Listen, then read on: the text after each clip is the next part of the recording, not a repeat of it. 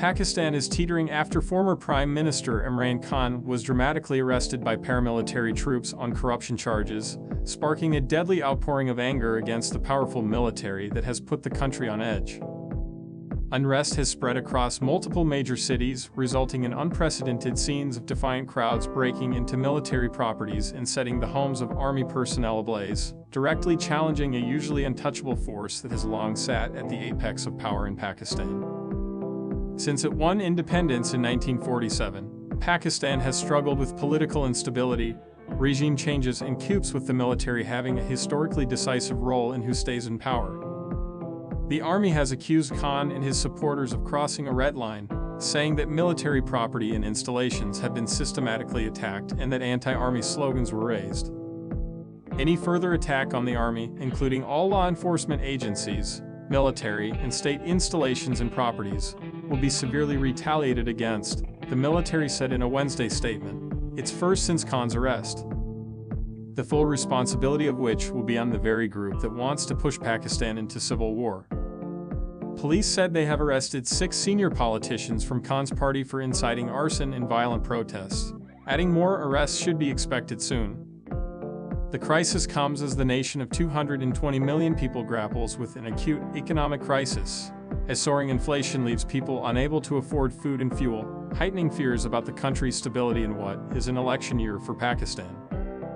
Khan has consistently stated in interviews that attempts to arrest him are meant to ensure he is out of the running. The government has denied these claims. Here's what you need to know.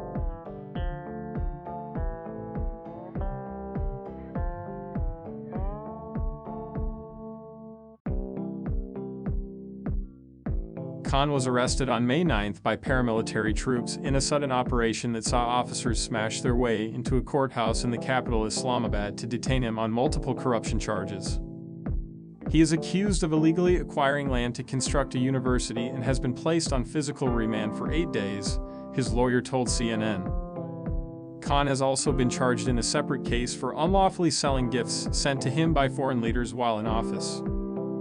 In a pre-recorded statement released on YouTube by the PTI after his arrest, the former prime minister said he was detained on incorrect charges and told his supporters the time has come for all of you to come and struggle for your rights. On Thursday, Pakistan's Supreme Court ruled Khan's arrest was unlawful, overturning a lower court's ruling on Tuesday that it was legal. The court ordered that Khan be released, according to officials in Khan's political party, Pakistan Tehreek-e-Insaf, also known as PTI.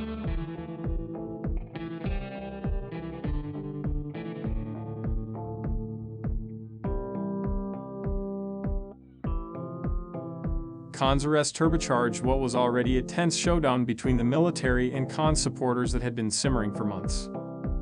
The largest protests took place in the cities of Lahore and Peshawar, both political strongholds for Khan, and saw crowds clash with security forces. Hundreds of protesters stormed the headquarters of the national broadcaster Radio Pakistan in Peshawar, setting the building on fire.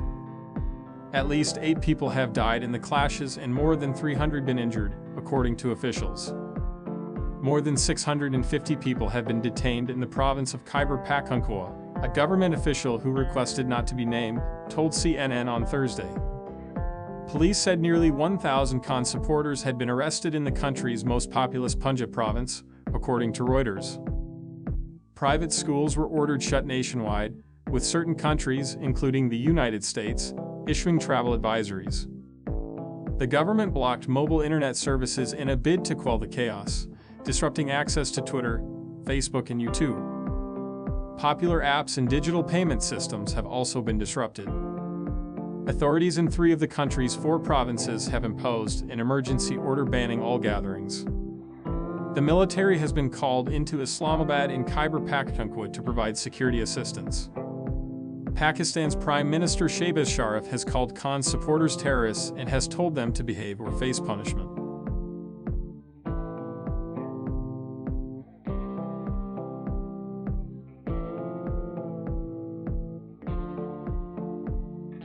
Arguably Pakistan's best-known prime minister in recent decades, Khan has made a name for himself as a politician, philanthropist, and sports superstar both at home and around the world. Born in 1952, In the city of Lahore, he received a prestigious education, rounded off with a degree in philosophy, politics and economics from Oxford University. He went on to become one of the best cricket players of his generation, ushering the Pakistan team to World Cup victory in 1992. Riled by the constant state of corruption in a country historically led by powerful dynasties, his eyes were set on politics, and he founded his own political party, the Pakistan Tehreek-e-Insaf, also known as PTI, in 1996. The party mostly languished in the political wilderness until 2013, with a crop of new voters attracted by Khan's promise to put an end to corruption and economic troubles. The PTI roared ahead in that year's general election, though they were unable to win a majority. In 2018, backed by the military, Khan was voted prime minister, promising a new Pakistan, vowing to eradicate poverty and corruption. His unique brand of Islamic populism won him support from a young population in a country where anti-American sentiment and anti-establishment feelings are common. But his relationship with the generals soured, and things took a turn last year when Khan was removed from power in a vote of no confidence over claims of economic mismanagement.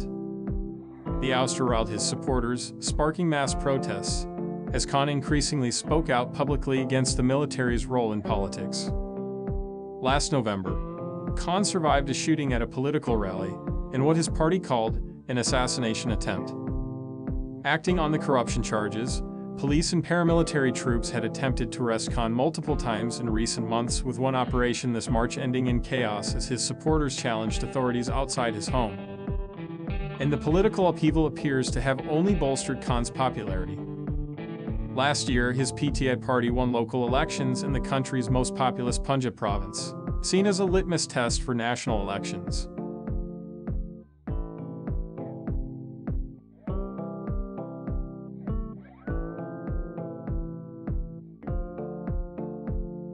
Since Khan's ouster, tens of thousands of his supporters have taken to the streets in key cities across Pakistan to protest, chanting slogans against Pakistan's military. Regarded as a formidable force in the country, the military has intervened in Pakistan's politics multiple times in history, at times running the country directly.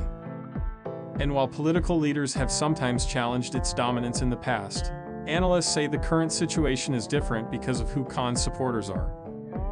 It is unique that Khan has garnered significant public support from the urban middle class, a group that has not traditionally been involved in challenging the military's role in politics, said Sidbakir Sajed, a Pakistan fellow at the Wilson Center in Washington. This has put increased pressure on the military establishment, which is feeling the heat more this time, he said. Khan has repeatedly accused the military of conspiring with Sharif to remove him from office, even calling out a senior official by name and accusing him of being behind the shooting that injured him in November.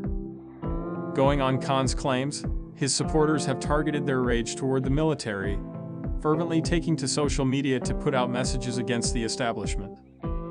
The intensity and consistency of Imran Khan's attacks on the military, especially after being ousted from office last year, are unprecedented, said Sajed. It remains to be seen how this conflict will play out in the long term, but it is clear that the relationship between the military and civilian government in Pakistan has always been a fragile one, with power struggles frequently erupting into open conflict.